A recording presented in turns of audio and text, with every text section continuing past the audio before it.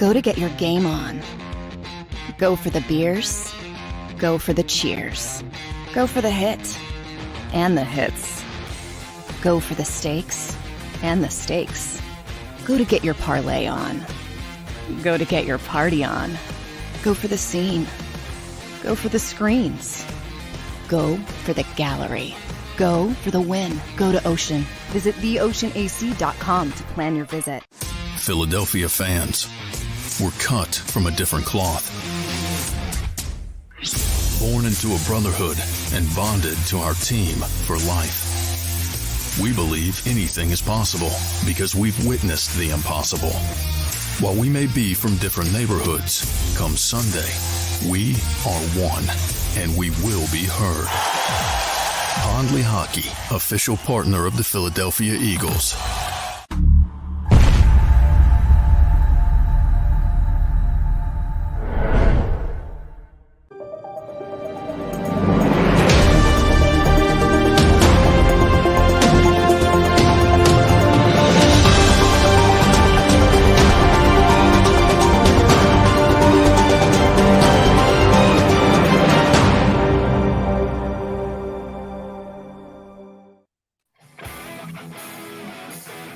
And it's a happy Wednesday, a happy hump day here on Good Morning NFC East. Tony Shields got his smile on today. Jeff Kerr, I'm still trying to wake up, honestly, and I've been up for 45 minutes now. So that's kind of the day it's going. This is what happens when you're off from CBS Sports. So, man, how you feeling? Oh, man, I feel good, man. You know, took a shower, woke up this morning, you know, just feel good. Just feel good, man. We're just grateful that we get to wake up every day and talk sports, man. And you know, there's so much to look forward to. As we all know, Phillies in the World Series, big game, big series, moment of a lifetime for a lot of these guys. And your Philadelphia Eagles are 6-0. They're trending in the right direction, but everything still has to come together. And it makes you wonder if the Phillies had this ceiling of a World Series, and we didn't see it coming, but clearly this was their ceiling. There's no ceiling higher than this, right? It makes you wonder what's the ceiling of the Eagles or the rest of the teams in the NFC East. Well, yeah, and that's our topic for today. You know, we're going to talk about ceilings for each of these teams right now. And, you know, even when the Phillies made the playoffs, they said, well, they have the talent to go to the World Series, right? You know, I didn't think they'd go just because, but maybe I should have known better because they did have the third best record in baseball going into the playoffs. They were one of the hottest teams. So I'm thinking to myself, okay, yeah, like, even though it didn't seem possible 3 weeks ago, it was definitely plausible. The New York Giants, they're 6-1, Tone. I mean, you can't rule anybody out going to the Super Bowl, right? But I mean, the Giants have to go 4-6, go 10-7. That's gonna get you in the playoffs. But what is their ceiling in 2022? I don't think it's as high as the Eagles and the Cowboys. Oh no, for sure. It's just, you know, they play the game the right way, and you have to give them credit for making do with what they have. But they just don't have the horses to get to the Super Bowl. It's just the unfortunate reality, and I just don't think I don't think they have the quarterback either. You know, I think they have the right coach for the job, right? You know, this guy seems like he can coach the most volatile of rosters. You know, the most inept of rosters, right? And the Giants seem like one of those rosters that really didn't have anything going for them. But this is pretty much the exact same roster as last year. And Brian Daboll came in and did his thing. So you got to give respect where respect is due. But I just don't think they have the talent. They don't have the receivers. They don't have the quarterback. They don't, in my opinion, they don't have the offensive line. They have a piece or two on the line that you know that's respectable. But you know, their defense is top 10, I'd say.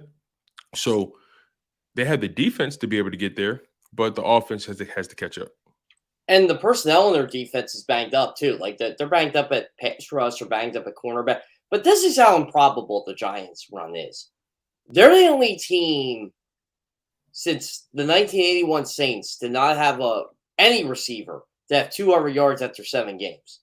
But they're the only team in NFL history to be 6-1 and not have a receiver that has had 200 yards receiving after 7 games. That's I mean, you're looking at a ceiling. man, That it's sounds I guess that sounds like I the guess 2019 Eagles yeah, or it the really does. 2020 Eagles. Yeah. And you know what? We Jeez. can compare this to the 2019 Eagles if you think about it. Like when the Eagles won the NFC East, people were like, "Oh, they're going to make a Super Bowl run." Like they're not a Super Bowl team. They're not Mm, that good. Like it they're was good enough to it was make a the fun story. playoffs. I think that's the Giants' ceiling right now. They're good enough to make the playoffs. They're disciplined enough to win a playoff game. Depends on who they play. But again, right now they're the 6th seed, so they would play. Try to think here. It's Eagles, Vikings. Trying to think. I guess I guess they would play the Seahawks, seeing that they're playing Sunday. Yeah, and that's a game that they could very well lose. But both the Seahawks and the Giants are teams that are playing above their mean. So got to credit where credit is due. Where do you think? You know, we obviously think the Philadelphia Eagles ceiling is a Super Bowl. They're 6-0. They have all the talent. They're balanced. Um, I believe they had the coaching staff to do so. So far, so good. And I think they have the quarterback that has the mentality to do so. But, what do you think the Washington Commanders ceiling is and, the Cowboys ceiling as well? Well, right now, Washington, they're in the mix for playoff spot. They're one of the many 3 and 4 teams in the NFC, and I gotta look this up for us quick to see how they stack up with the rest of the NFC. I think Washington has the talent to go to the playoffs, if that makes sense. But again, maybe it's because the NFC is so mediocre here. So right now, Washington, they're get ready for this, Tim. There are not 1, not 2, not 3, not 4, not 5, not 6, like not 7, like my LeBron reference here. 7 teams that are 3 and 4 in the NFC, and they're one of them. Jeez. Talk about mediocrity here. So let's compare them all. The 49ers, they're better than Washington. Green Bay, I would say yes, but Washington just beat them. So you can't say it. So it's unfortunate, but they just beat them. So we can't say they are as of right now, right? Yeah, Arizona, they're 3 and 4. I think they're better. I don't think Chicago's better, although Chicago beat them. Oh no! Chicago did not beat them. That's right. Chicago lost. Yeah, that's right. That was the terrible Thursday night game. So Washington beat them. Who the else? Oh, the Falcons. Yeah, I think Washington's better. Tampa Bay. I think Atlanta has a higher functioning offense than them. I give the Falcons credit. Even when they were getting killed by the Bengals, they still ran the ball and got back in the football game. You got to respect the team that stays true to what they're doing. So, yeah, I mean, obviously, someone's going to come in from the NFC South. The NFC South leaders 3 and 4. So, I guess you can kind of cancel Tampa Bay and Atlanta out of this. But, I mean, the Rams, they're the 7th team right now, and they're 3 and 3. The only reason of that is they didn't play this week. So, I mean, I guess we can say Washington's in it for now. Yeah, and just to confirm, 7 teams get into the playoffs on each side, right? That's the new rule. Correct. Okay, cool. So yeah, I guess in the NFC, the teams that would make the playoffs would be the Eagles at the number 1 seed, the Vikings the number 2 seed, Seahawks the number 3 seed, Tampa Bay the 4th seed, Giants the 5th seed, Cowboys the 6th seed, and the Rams the 7th seed. It's really fascinating how things are beginning to shake out. But again, this is so early. 3, 4, 5 weeks from now, this thing can look entirely different. It's crazy how the worst team in the NFC is the Detroit Lions at 1 and 5, and they don't feel like a 1 and 5 team at all. They played like it the last 2 games, but if you look at the talent on that roster, they don't feel like a 1 and 5 team. I think the point I'm trying to make is, man, is the league mediocre? Yeah, it's I try not to jump off a cliff and just say, this is a mediocre league. I think this is kind of what was coming. Let's really think about 2 teams that we thought would be significantly better: the Green Bay Packers and the Tampa Bay Buccaneers. They've hung on to the coattails of 2 aging quarterbacks, and I'm not saying those guys still don't have talent. Those guys can still think their way through the game, but they're in a position in their careers where they're not here to hold young guys' hands. They're not here to try to teach young guys the game. And, the older you get, the more crabby you get, the more impatient you get. That's just the reality. And Aaron Rodgers and Tom Brady, they haven't really been in playing their best football. And the teams around them have been crumbling slowly but surely. So I think it's really just the fact that the teams that we thought, like, the Rams also, another team that we thought would be much better. And there are just surprise teams that we didn't think would be as good, like Seattle. So I think we're still seeing good football. I just think the anointed teams that we thought would be better are not better, and the teams that we didn't think would be good are good. I still think there's good football being played.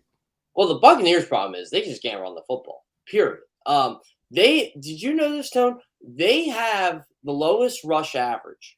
If they ended at 64 yards per game, no team has averaged that low since the 1946 Lions. Jeez. Aren't they averaging like less than 3 yards a carry or something like that? Yeah, these are their two running backs. It's Leonard Fournette and Rachaad White, the rookie, and he's doing terrible. I don't understand how that's possible with Leonard Fournette. Yeah, this is why I get upset with fantasy football and people who do good in that and think they're good at knowing the game and real football. I lost a fantasy football game weeks ago because Leonard Fournette caught a bunch of garbage passes late when Tampa Bay was getting killed by Kansas City. I'm thinking to myself, yeah, okay, Tampa Bay's playing like crap. So it's all garbage, right? Leonard Fournette catching a bunch of passes late in a 20-point game. So I'm just thinking to myself, wow, Tampa Bay really isn't that great. And the NFC South in general just sucks. Like Carolina is one game out of the division now. And they can start thinking, hey, you know what? We are actually here to win because there's an opportunity. They're not crazy, though. They're not trying to win. No, they're not trying to win, but it is funny how they are one game out as bad as they are. It's fascinating when you think about it, And everyone thought the NFC East would be one of the worst divisions in the NFL. And lo and behold, see how God works? I got an NFC stat for you. The NFC East has the best win percentage ever through 7 games since the merger. Damn. Ever. Wow. So the NFC East is in peak form. Yeah. Look, think about it. There's a 5-2 team that right now is the 6th seed in the NFC. Yeah, that's true. So I'm wrong there. By the way, the Giants would be playing Tampa in the playoffs. Dallas would be playing Seattle. Oh, that'd be interesting. And believe it or not, that's a game that Dallas probably could lose. Because I think Dallas would beat them. I think they would too, but they're a gritty team and they shock you. We saw what they did to the Chargers, and granted the Chargers are dealing with injuries and their head coach is a boob, but it's hey man, Seattle, they're one of those teams you can't just go in thinking, oh, that's a dub. Well, any of these teams regress though? Think about this for a second. I don't see Dallas just going 5-4 all of a sudden. Like the Giants, maybe, but there is a possibility here. This division's going to get 3 10-win teams, which is kind of insane. If you think. Oh yeah, very possible, extremely possible. And I expect the Eagles to be on the top of that totem pole, obviously, but the NFC East schedule in general is not the most daunting. So I fully expect 3 of these 4 teams to, at minimum 9 wins, which is a winning season. Yeah, you can't complain about it. So I guess we could say this. When do the Eagles lose? Is there any game where you're saying, okay, like this could be a trap? I guess they're all trap games at this point, but is there any game where you're like, you know what? I can see the Eagles lose that, like to the Giants, for example. Oh man. Okay, let's just go game by game, right? I'll say this. I don't think they're going to lose at all next week. Yeah. Steelers, I think that's a win. Texans, that's a trap win. Thing, though, because I'm one of those people. Mike Tomlin's going to get them ready to play. I'm sure, but at some point, talent has to shine through, and I just don't think the Steelers have the guns, have the quarterback. I just don't think the Steelers have a deep enough bag of tricks to beat the Eagles in 4 quarters of football, in 60 minutes of football. I personally just don't see it. I anticipate either quarterback for the Steelers to make a plethora of mistakes against that secondary. Yeah, and that's the mismatch. The Kenny Pickett starts, which I'm assuming he's going to. Yeah. And he should. Yeah. So Kenny Pickett against that secondary, that's very scary for Kenny Pickett. That is a real trial by fire. Definitely. So Steelers this Sunday, and then you have the Washington Texans on Thursday Night Football. That is an interesting game because you're going in that game on short rest, and you don't want to get caught slipping with a team like that. And then you have the Commanders. What is that, Monday night? Yeah, so you got 11 days. Yeah, so you got a long break between games, which is I think the Commanders is a win as well. Tyler Heineke, he plays better. He fits better with that roster than Carson Wentz does. But again, I just think the Eagles are just a better team in general. Colts, I think that's a win. They just benched Matt Ryan. Yeah, they might be better with Sam Ellinger though. But again, we haven't seen Sam Ellinger, so yeah, we got to see it. Yeah, Aaron Rodgers always owns to me, that's still the game. I know the Packers aren't good, but Aaron Rodgers does do really well against the Eagles. Yeah. I mean, we're home against them this time, so Sunday Night Football too. Yeah, Sunday Night Football. I think that's a win as well. If I'm being honest, this is the portion of the season where you start to see teams beginning to take shape and identities are starting to be formed. It's hard to imagine the Packers just all of a sudden just figuring it out at the wide receiver spot. Like these guys just aren't getting separation. They might be upgraded by then, but you're right. Yeah, I just don't see Christian Watson and Romeo Doubs all of a sudden becoming all pros over the next 5 weeks. Right. And then the Packers defense, it was supposed to be better than what we're seeing. So, like I said, this is a point of the season where teams are beginning to just take shape. You're beginning to see trends, right? We're 7 weeks in. This is 6 games for the Eagles, 7 games for most other teams. And I just have a hard time believing the Eagles will fall off all of a sudden. I have a hard time believing the Packers and the Buccaneers just going to just magically figure it out. Not saying that those teams can't make the playoffs, but the Packers are in a gauntlet right now because the Vikings have such a lead on them in the NFC North. I don't see them catching up. And then on top of that, the NFC East has 2 other teams outside of the Eagles that can very well make the wild card. And see, the waters just get muddy for the Packers, in the long term. Whereas though a bad team like the Buccaneers, they can still win their division and get into the playoffs. Like they can very well get into the playoffs probably with an 8-9 record. Well, think about this, right? To me, Dallas is already a playoff team just based on. I don't even need to go off based on their talent. I can just go off. Okay, they beat the 7th seed in the Rams, so they own that tiebreaker. They're already 2 games up on them essentially. Right. So, Dallas is going to make the playoffs. Honestly, the Eagles, Giants, and Cowboys' toughest games might be against each other. Like especially the Eagles. So they play the Giants twice. They play Dallas one more time. The Giants play the Cowboys again. I do not like that matchup for the Giants. It looked really bad in week 3. I'm curious to see. Thanksgiving is going to be fun to see those 2 teams play. That's going to be a fun game for me.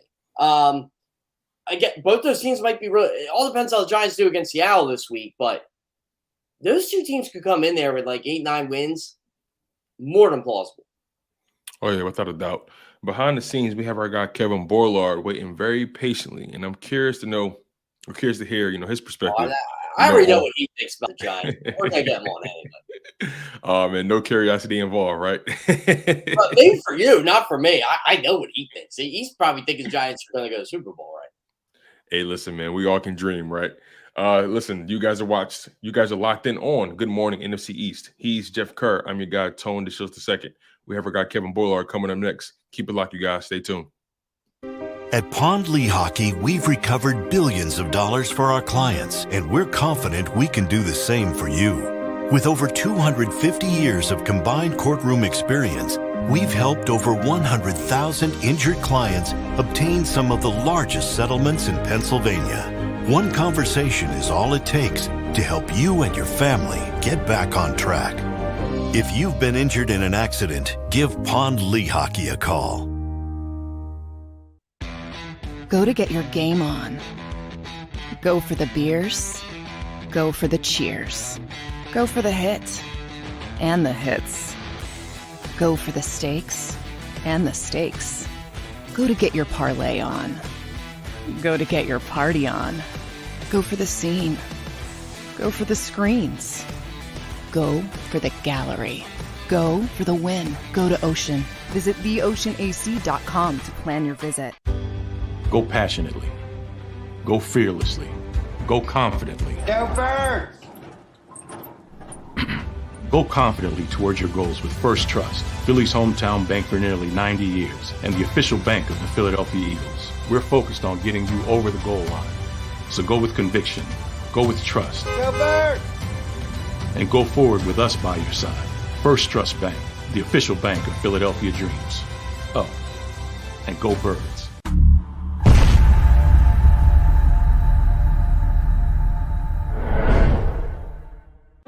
Welcome to Pond Lehocky. We've helped over 100,000 injured and disabled workers obtain benefits, as well as some of the biggest settlements in the state. If you've been injured at work, give Pond Lehocky a call.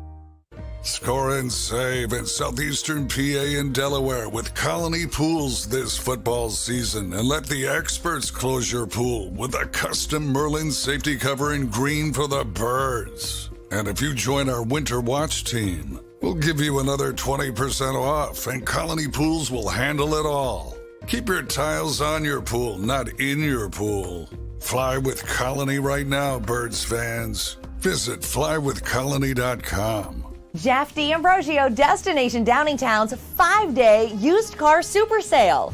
Jeff puts an end to high prices now. 5 days of the best car, truck, and SUV deals ever. Over 1,000 vehicles, every make and model. Stop overpaying. See Jeff today and get a quality car, truck, or SUV now. The 5-day used car super sale. Experience how easy it is to deal at Jeff's. Nobody treats you better. Nobody gives you more. Jeff D'Ambrosio, Destination Downingtown. GoJeffAuto.com.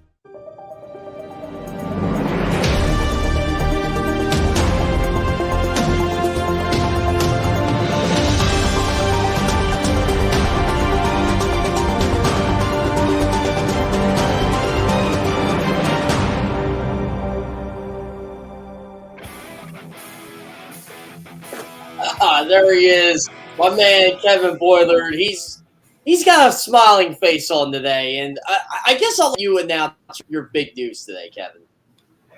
Yeah, hey, I don't know how many full-time lacrosse reporters you get on your show to talk about the NFC East, but I am glad to be the only one on Wednesdays. So full-time job at the Lacrosse Network this week. I'm a social coordinator and host, so I am officially 100% an NFL fan as opposed to a member of the NFL media. Oh, but you have hosted a show for years. So when you're out of line right now, I'm just going to tell you, stick to lacrosse.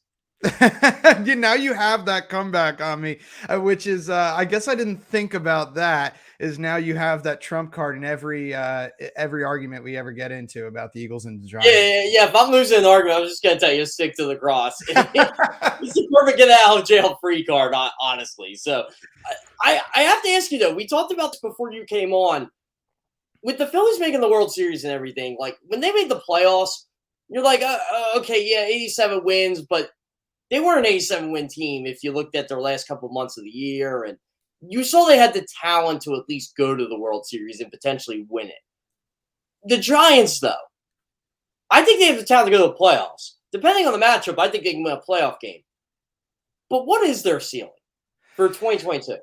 I mean, Jeff, there are two teams with 6 wins right now, the Giants and the Eagles. The Giants are top 5 in pretty much everyone's power rankings this week. I don't know what else you have to see from them. I understand it's not pretty. I understand that they don't have any receivers. I get that this was supposed to be a rebuilding year. But what happens when Daniel Jones exceeds even the wildest expectations? What happens when you get a 110% Saquon Barkley in a contract year fully healthy? I think this is what you get. And honestly, name a better coaching staff across the entire NFL. I know Daboll is running away with NFL Coach of the Year, and that typically is skewed to, like, it's easier for a new head coach to win Coach of the Year as opposed to like an Andy Reid or a Bill Belichick who goes to the playoffs at a Super Bowl every year. So I get that. But I also, when you look at the combination of Brian Daboll leading the charge, Mike Kafka from the Chiefs coordinating the offense, and Wink Martindale from the Ravens coordinating the defense, I think this is the best coaching staff across the entire NFL. So when you tell me to put the ceiling on it, what do you put the ceiling on the best coaching staff in the NFL? Well, this is what, and look, I got to give our buddy Dan Schneider here plenty of credit. He took it as a positive. A lot of Giants fans did when I tweeted this week, and that's where I was going for here. I said, they are 6-1 in a mediocre league for a reason. And I said, if you look at the coaching staff, if you look at the execution, they're letting other teams beat themselves. I gave credit to Jones, Barkley, the entire team. But you know how Twitter works, Kevin. Oh, you said, Giants are good, mediocre. Right. You said the Giants are only good because every other team stinks. But well, I mean, every team stinks, but that ain't the Giants' fault. Hey, man. Well, I mean, all these teams got to be playing someone. Someone's got to be good. And right now, Exactly. the way it's shaken out, I mean, this is not a small sample size. This isn't 2-0 anymore. This isn't even 4-1. This is 6-1. And I will say, Jeff, the Giants have been underdogs all the way through this whole season, except for, I think, the Bears game. They were favored to win. But this particular game that just happened, the one against the Jaguars, they went down there and were 3.5 point favorites, 3-point underdogs, 3-point underdogs. And looking at that game, I was like,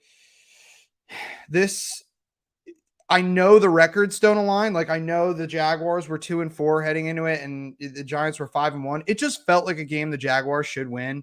Remember, the Giants went to London, didn't take their bye week, came back, played right away again against the Ravens, and then went and played the Jaguars. And for the first half of that game, they did look like a team that, even though they were winning at halftime, they looked like a team that went to London 2 weeks ago and still hasn't had a break. And now they got to go to Seattle. So that's their last game before the bye. But holy cow, like, if they make it through that stretch, 7-1 or even 6-2 with a loss to Seattle, that's an amazing start to the season. And I don't know how you could put the expectation any lower than Super Bowl at that point.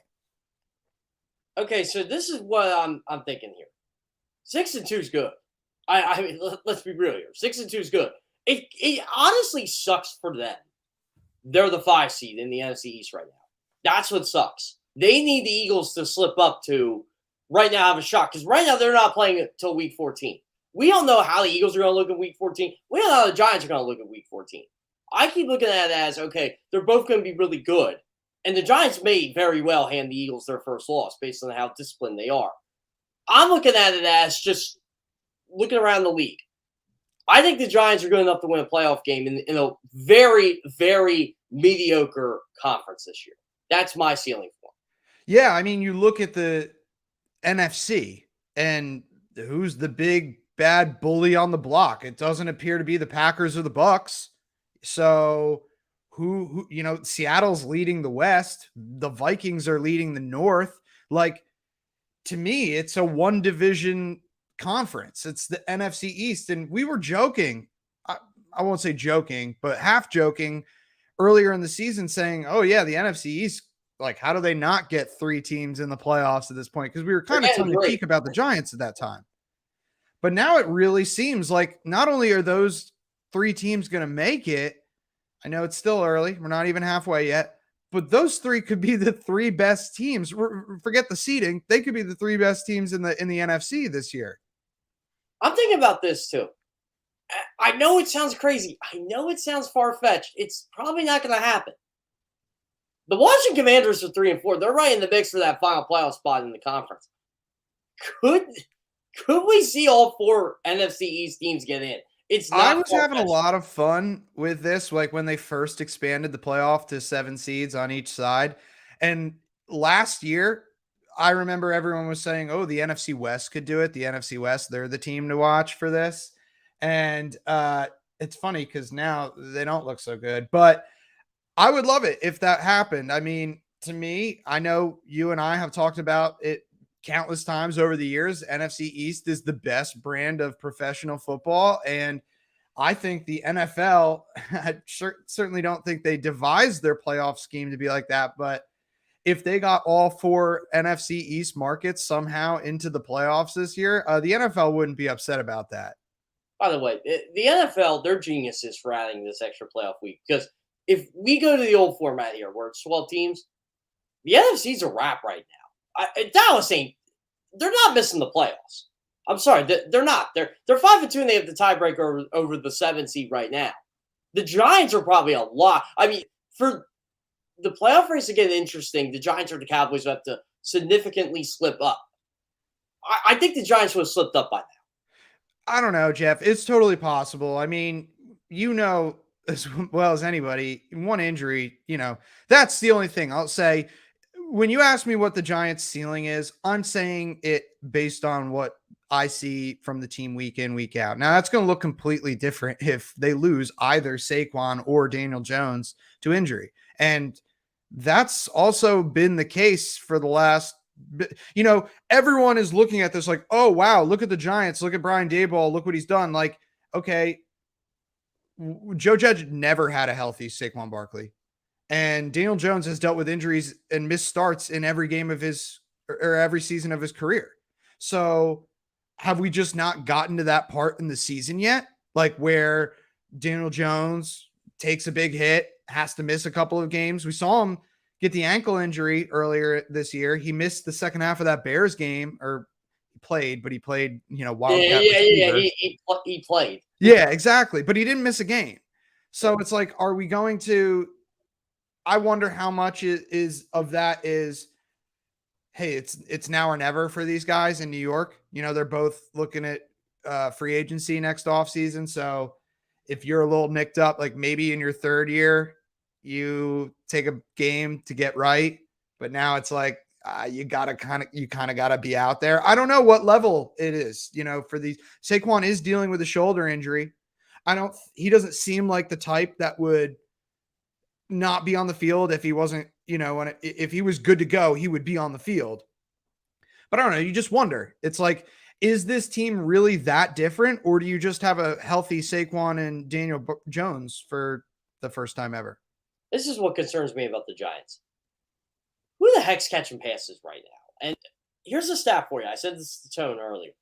They're the first team ever to go 6-1 and not have any receiver over 200, which is insane. Now you lost Bellinger for, I guess, a couple weeks from what Daboll said. So Daniel Bellinger, I thought was a huge help there. But you have Richie James, you have David Stills, you got Darius Slayton. They're going to add somebody, right?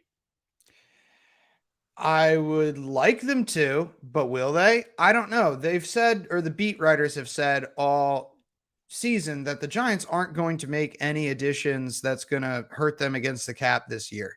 Like, this is still a rebuilding year. And the number one priority is, I think, heading into 2023 with a healthy cap situation. So I don't see them making any drastic splash plays. Like, Odell is the one that, like, obviously every Giants fan wants to see the reunion, but I just don't know if they can make it work money-wise. And now he doesn't say he'll be ready until December anyway, so I guess we'll see how that goes.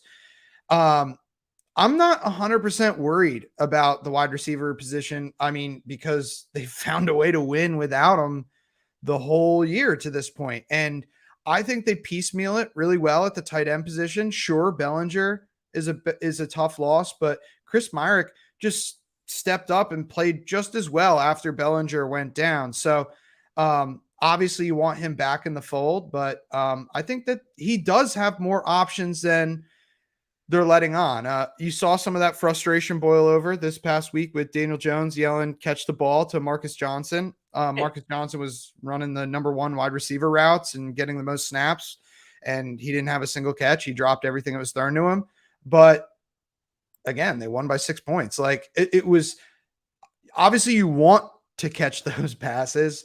But Darius Slayton has been more involved, and this wide receiver group feels like it's actually coming along. Maybe from the outside, it doesn't feel that way. But if you watch every game and you were like expecting Kenny Golladay and Kadarius Toney. Now it's like if you ever get either one of those, even a fraction of what they're supposed to be, it feels like icing on the cake, So the whole perspective of it has changed. This is how I feel about the Giants right now. If they win Sunday, and this is, to me, Sunday is going to be their toughest game for a while. If they win Sunday, you do know they probably should be 9-1 going into Thanksgiving against. Oh, I've counted it out. Believe me.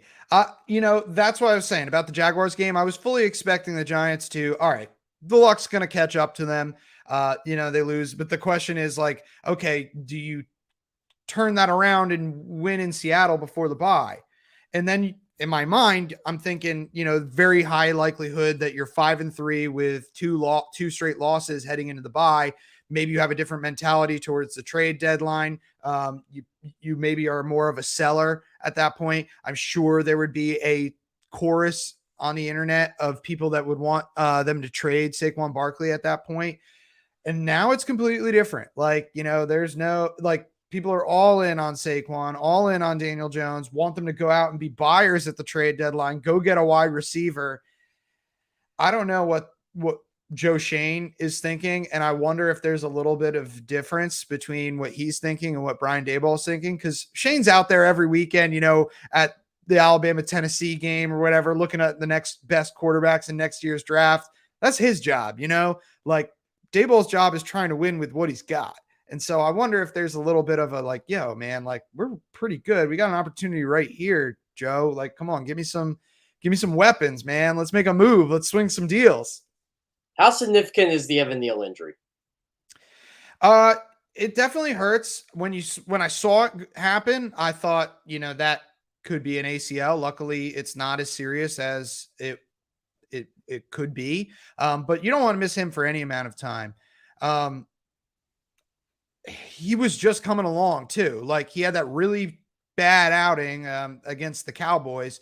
And then the 3 games since then, 4 games, whatever it is, he's been really good. So I think that they're in trouble if it's Tyree Phillips. Like I think that teams are going to probably plan to attack that edge.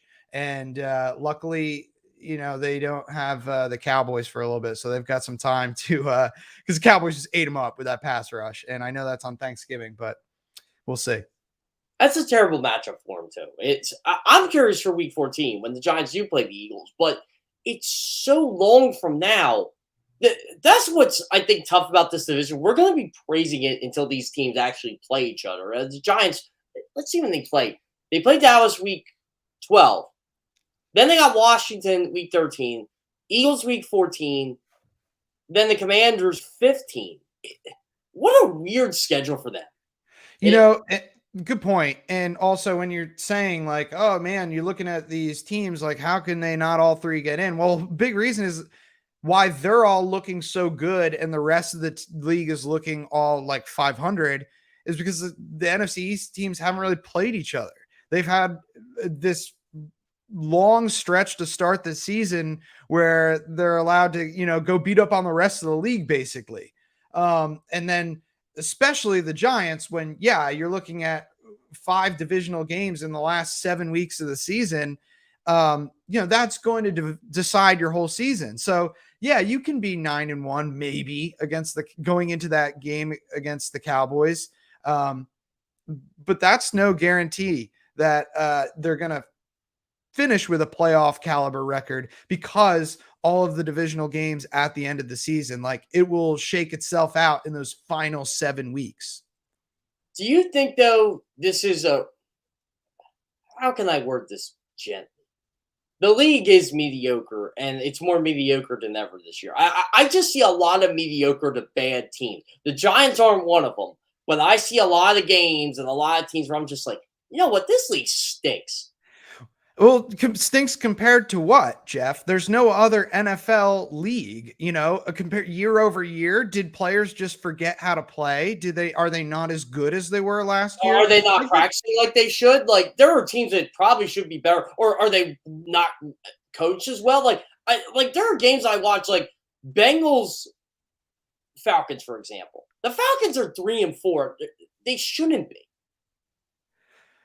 I guess. I mean, they're 3-4, but that's because our perception of them is completely skewed from last year. What I think is it's more a case of all the teams we expected to be good aren't as good as we expected, and all the teams that we didn't think would be good have overperformed, like teams like the Seahawks, like the Giants, even the Eagles to a degree. No one thought they were going to be 6-0 at this point in the season. So I think that it's just still a little early, and we're recalibrating, and we're still shedding the preseason narratives of some of these teams. Like, there's no reason why we shouldn't be excited about a 5-1. Like, we're not excited about the 5-1 Vikings and hyping them up at all because we have this idea of the Kirk Cousins Vikings. We're not hyping up the 4-3 Seahawks because we had this idea coming in that they were going to be one of the worst teams with the worst quarterback situation, and our brains are slow to comprehend Geno Smith's success.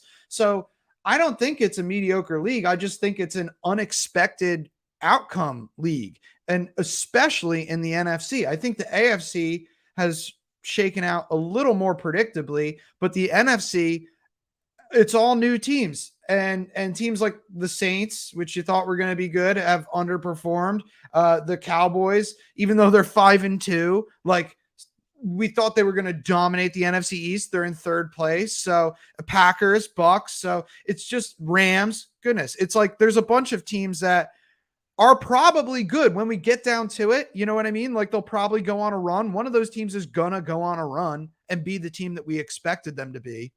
It just hasn't happened yet. So right now we're looking at this weird slice of time in the NFL where nothing makes sense, but it will.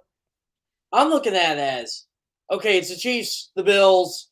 Well, Bills, Chiefs, obviously. I mean, Bills are number 1, Chiefs are number 2, Eagles are 3. And then there's such a drop. Why? Why do you think the Eagles are worse than either of those teams? I think the Eagles are better than both of those teams. See, I think that because I just don't know if Jalen Hurts can beat Josh Allen or Patrick Mahomes in a shootout right now.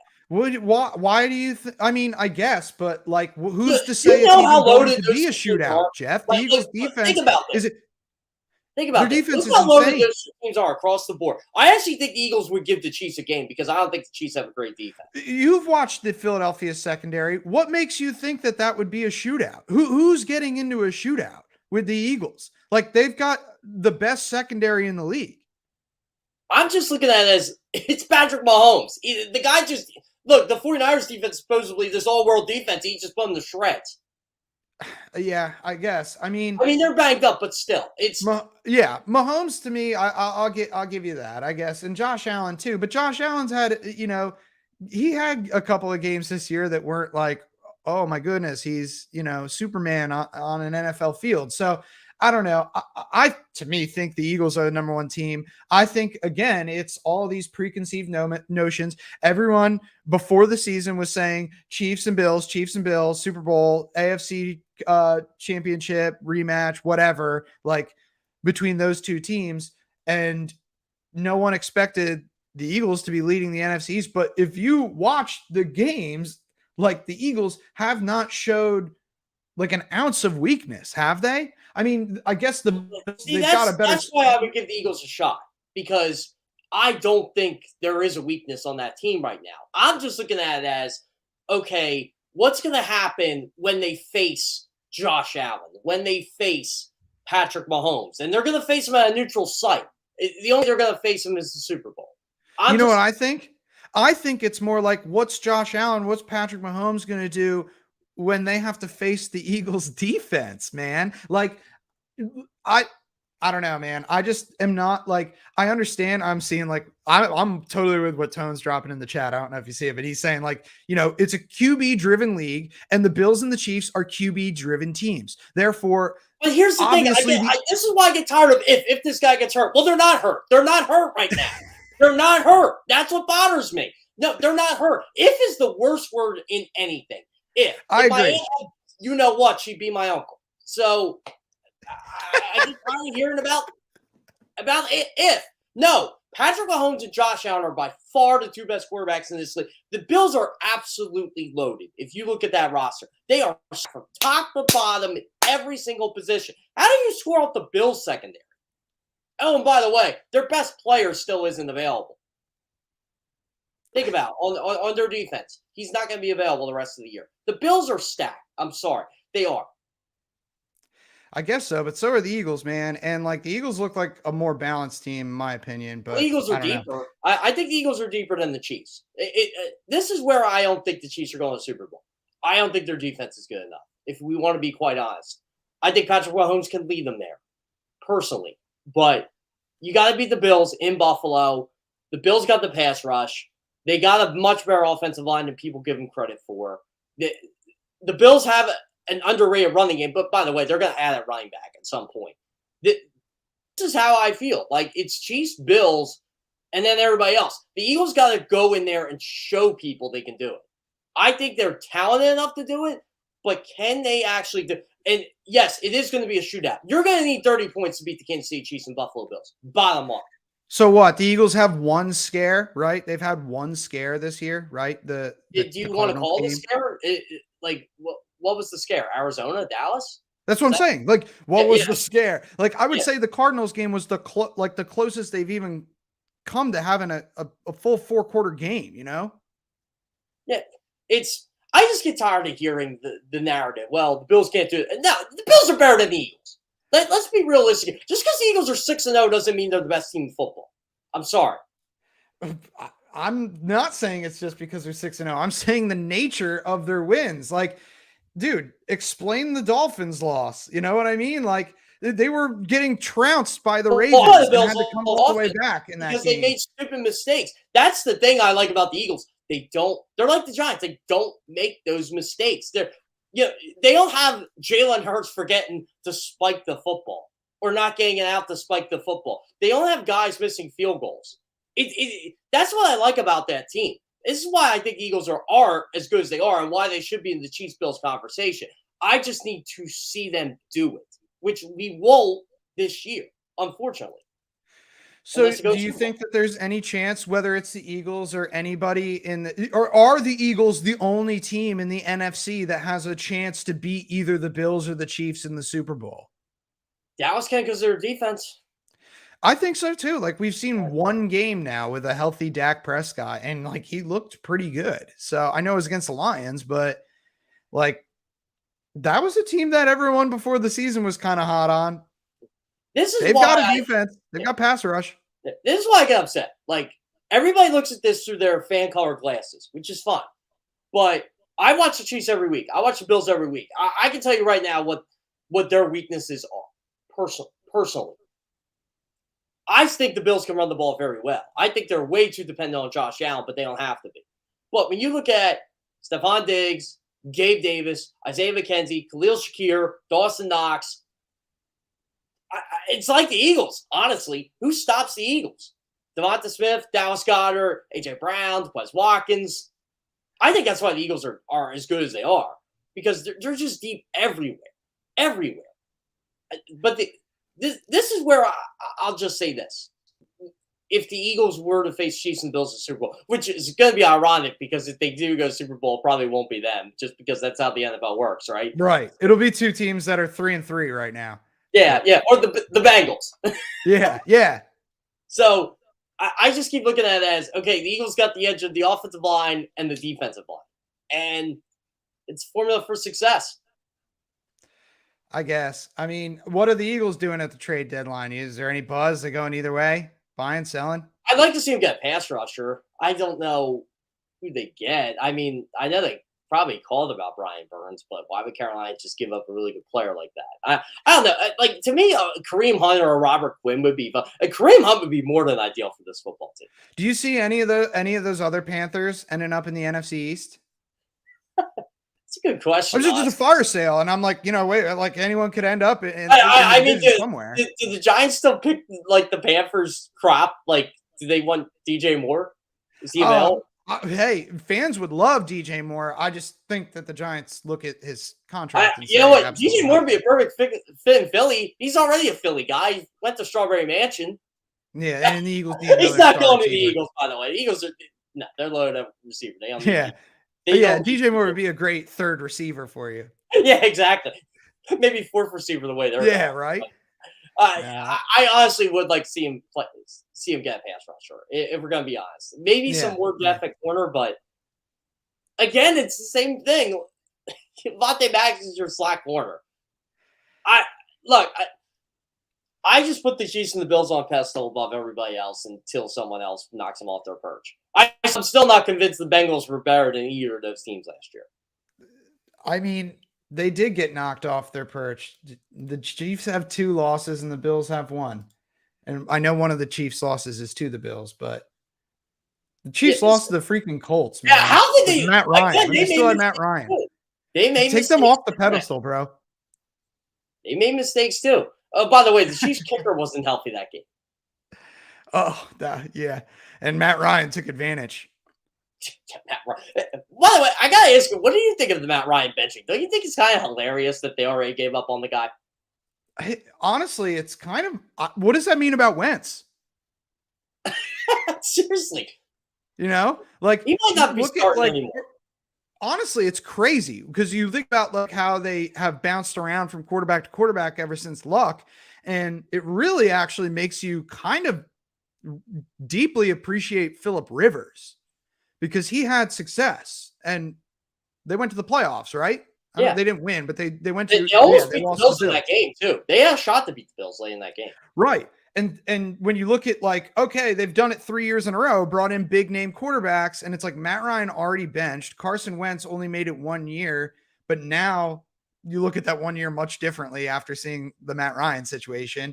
And Phillip Rivers actually was the most success, and he was probably the one that got made fun of the most. Like everyone was like, "Oh, he's a statue; he can't move anymore." But he played well, and the Colts were good with him, and then. There were some believers that Carson Wentz would have a resurgent year, and he didn't really. I mean, statistically, it wasn't terrible. And and then now Matt Ryan, man, and we'll see what Sam Ehlinger can do. I'm interested. I'll tell you what, though. Sam Ehlinger, I think, had more. What did they say? He had more rushing yards in college than Matt Ryan his entire NFL career, which is maybe that's what the Colts are going for, like this running quarterback. But isn't it hilarious though how Frank Reich can't pick the right quarterback, and Chris Ballard can't.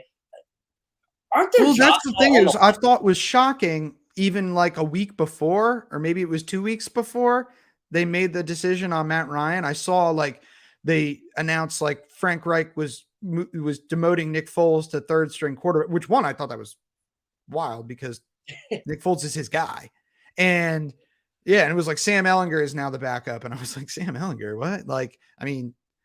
Obviously watched him in college at Texas, but like, I was like, what has he done in the NFL or what is he doing in practice in limited snaps to move up over Nick Foles, in the middle of the season? The 3rd string quarterback's not getting that many snaps in practice typically to, show what he's got.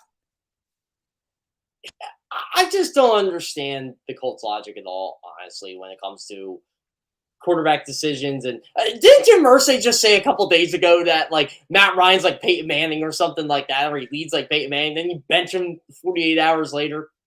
Honestly, I feel so sad about it because I like Matt Ryan. He's a Philly guy, Philly area guy. So, and I've always thought he was kind of like, for the majority of his Falcons career, I felt like he was, a really, really solid, at least top 5 quarterback statistically.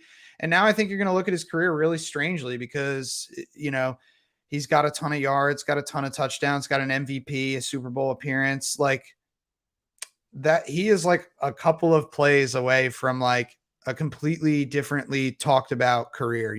Like if he wins that Super Bowl, he's a Hall of Famer, no doubt. Yeah, we're talking Hall of Fame with those numbers. And man, I just can't think of a player who was that close and then their career has completely gone in the wrong direction ever since. Like can't think of a single player. What about Donovan? Okay, good. Donovan never won an MVP though.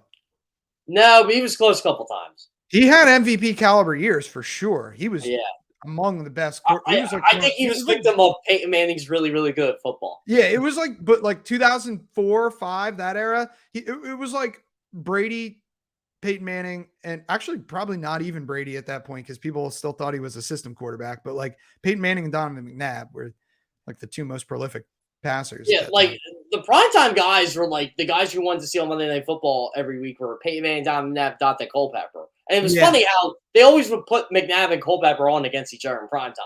And it was an exciting time, man. Like, I wish I had a time capsule. Go back and watch. I wish I did too. Well, that's what I go on the YouTube for. I watch it. I do too. I'll sync hours. I'll just watch full games. Like, who are those people that are uploading full Giants games from 1997? I don't know who they are, but thank you. Yeah, that's what I said. Thank you. So, before I let you go here, I actually watched Eagles Giants from 97. It was Barber's first game. And the Eagles took like an early lead. And then the Giants just went on this insane blitzkrieg of them. And I'm like, wow, the Eagles really sucked in 90. I knew they sucked in 97, but it's like, wow, they really sucked in 97. And the Giants won the division that year. They did. I think like 10-6-1 or something like that. Yeah. I remember like I guess it was a down year for Dallas, but it was kind of like the beginning of the end of that dynasty that year. Yeah, they were still in their Super Bowl hangover at that point, probably. Yeah, 96, they weren't that great either, but they won the division. So, anyway, Kevin, I gotta let you go, man. Now you got me fired up on this Wednesday. See, I'm off, and I might need more coffee here. Now you got me fired up about the Eagles and how good they actually are. And yeah, they're still really good, but yeah, have me back next week. I'll press your buttons again. I'm still with the Bills. Yeah, all right, Jeff. I'll catch you later, man. Yeah, I'll talk to you, Blake.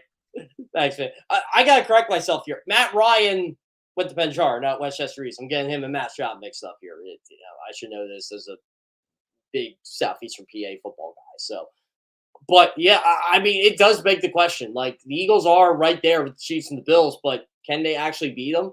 I don't know. Like, this is what we're talking about right now. The Eagles are 6-0. They're one of the best teams in the NFL, not the best team in the NFL. And this is what we're talking about. Can they beat the Chiefs and the Bills? I mean, it's crazy how things end up. Like, we're debating over this. I never thought we'd be debating this year.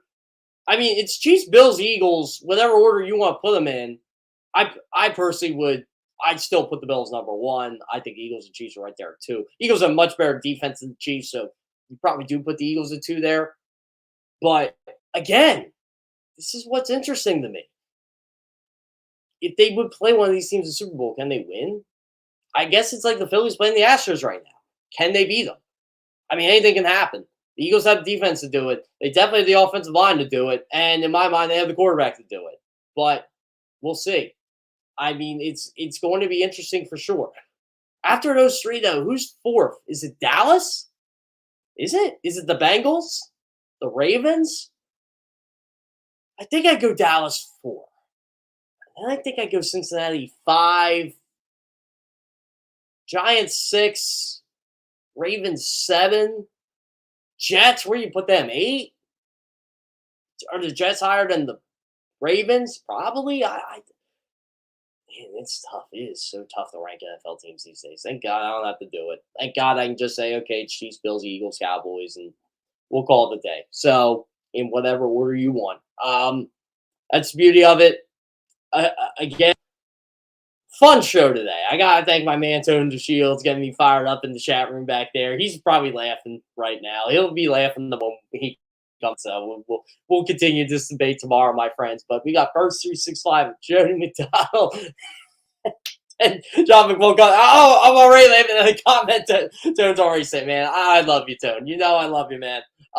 Thanks to Kevin Boyer for coming on. First 365, Jody McDonald, John McMullen. Coming up next, my name is Jeff Kerr.